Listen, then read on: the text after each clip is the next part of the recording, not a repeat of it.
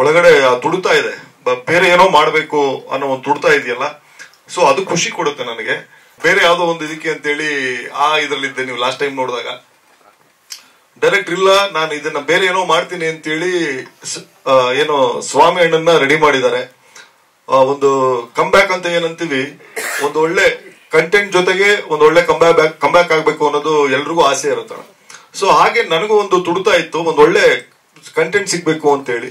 Director ಅಷ್ಟೇ ಚೆನ್ನಾಗಿ work ಮಾಡಿಕೊಂಡು ಪ್ರತಿ ಒಂದು ಹಂತದಲ್ಲೂ ಕೂಡ, ಪ್ರೊಡ್ಯೂಸರು ಅಷ್ಟೇ ಅಣ್ಣ, ಅದ್ರ ಜೊತೆಗೆ ಅವರು ಅಷ್ಟು ಸಹಕಾರ ಕೊಟ್ಟು ತುಂಬಾ ಚೆನ್ನಾಗಿ ಮೂಡ್ ಬರ್ತಿದೆ, ತುಂಬಾ ಚೆನ್ನಾಗಿ ಆಗ್ತಿದೆ.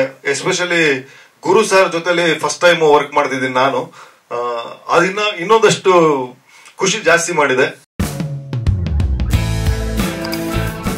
ನಮ್ಮ ಕನ್ನಡ ಫೇಸ್ಬುಕ್ ಪೇಜ್ ನ ಲೈಕ್ ಮಾಡಿ, ಯೂಟ್ಯೂಬ್ ಚಾನೆಲ್ ನ ಸಬ್ಸ್ಕ್ರೈಬ್ ಮಾಡಿ.